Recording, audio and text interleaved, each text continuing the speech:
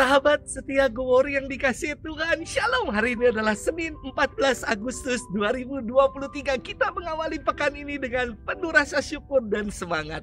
Hari ini kita bersama-sama merayakan peringatan wajib Santo Maximilianus Maria Kolbe, imam dan martir. Tahun 2016 yang lalu, saya pernah berziarah ke Auschwitz, tempat Santo Maximilianus Maria Kolbe dipenjara hingga akhirnya wafat sebagai martir. Di tempat Pastor Maximilian dieksekusi, kami berdoa bersama dan saya sungguh merinding merasakan roh keberanian dan kesucian dari seorang imam bernama Maximilianus Maria Kolbe. Pastor Maximilian adalah martir abad 20. Ia lahir di Polandia pada 8 Januari tahun 1894. Pada usia 16 tahun, Maximilian bergabung dengan Ordo Santo Franciscus Conventual dan ditabiskan menjadi imam pada usia 24 tahun. Saat terjadi Perang Dunia Kedua, Polandia diduduki tentara Nazi. Pastor Maximilian ditangkap dan dipenjara di ruang yang sangat sempit dan pengap. Waktu saya berziarah, saya juga melihat penjara Pastor Maximilian yang selalu ditaburi bunga dan nyala lilin. Di kamp eksterminasi ini, Pastor Maximilian mengajukan diri untuk dieksekusi, menggantikan seorang perwira bernama Franciszek Grajowicz yang mempunyai keluarga. Ia wafat pada 14 Agustus tahun 1941.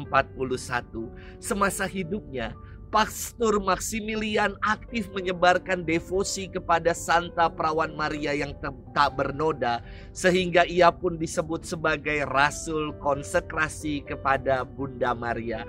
Hari ini kita akan bersama-sama merenungkan firman Tuhan yang diambil dari Injil Matius 17 ayat 22 sampai dengan 27. Mari kita siapkan hati kita. Haleluya, haleluya, haleluya.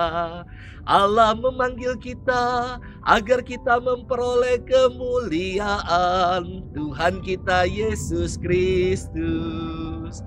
Haleluya, haleluya, haleluya.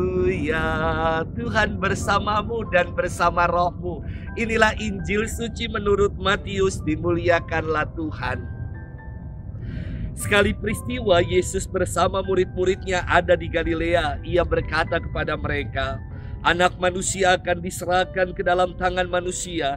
Mereka akan membunuh dia, tetapi pada hari ketiga ia akan dibangkitkan.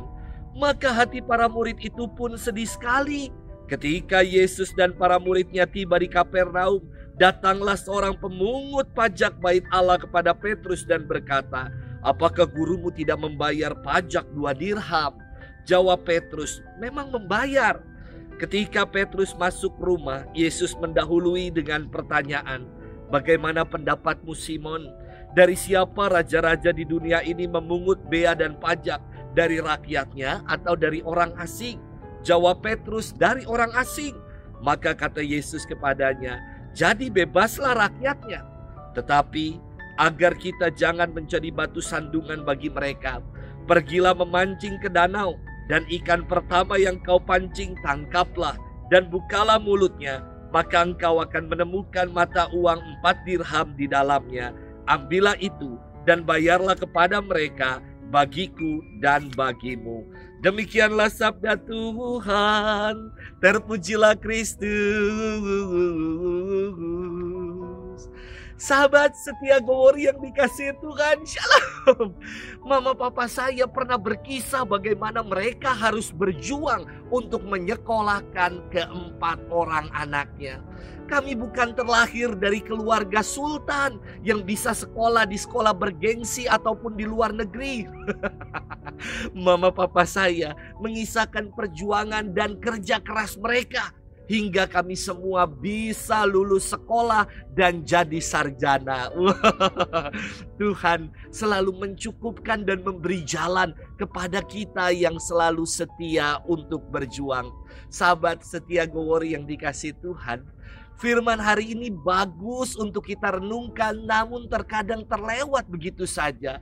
Yesus bukan hanya sekedar bicara soal kewajiban sebagai warga negara untuk bayar pajak. Kini Yesus dihadapkan dengan seorang penagih pajak bait Allah. Pajak ini dipungut setahun sekali bagi laki-laki berumur di atas 20 tahun untuk digunakan sebagai biaya pemeliharaan bait Allah. Pada zaman Musa, pajak ini disebut uang pendamaian karena nyawa umat terhindar dari tulah. Dan pada masa Raja Yoas, pajak ini dikumpulkan untuk membangun kembali bait Allah. Di zaman Yesus, pajak ini menjadi wajib bagi semua orang Yahudi yang sudah dewasa. Lepas dari perdebatan siapa yang seharusnya menjadi wajib pajak, Yesus ingin mengajarkan para muridnya agar tidak menjadi batu sandungan bagi yang lain. Batu sandungan atau duri dalam daging dengan menolak membayar pajak bait Allah. Yang menarik dari kisah hari ini, ketika Yesus meminta kepada Petrus untuk menangkap ikan di danau, dan dalam mulut ikan yang pertama dipancing akan ditemukan uang 4 dirham untuk membayar pajak, 2 dirham bagi Petrus dan 2 dirham bagi Yesus. Sahabat setia Go-Worry yang dikasihi Tuhan, dari kisah ini saya ingin mengajak kita bermenung bahwa Tuhan selalu menyediakan dan mencukupkan kita. Tidak perlu khawatir, selama kita mau berjuang dan berusaha, Tuhan pasti akan mencukupkan. Ketika harus bayar pajak bait Allah dan Yesus tidak punya uang, namun Allah bekerja dan mencukupkan itu. Terkadang dalam hidup ini kita diliputi dengan banyak kekhawatiran akan kewajiban-kewajiban yang harus kita tunaikan. Bayar sekolah, bayar asuransi, cicilan ini dan itu, dan berbagai kewajiban lain yang harus kita tunaikan. Jangan khawatir dan tetap berjuang, juga berusaha. Sebab Allah pasti akan mencukupkan semuanya. Selamat bermenung dan Tuhan memberkati kita selalu. Dalam nama Bapa dan Putra dan Roh Kudus. Amin.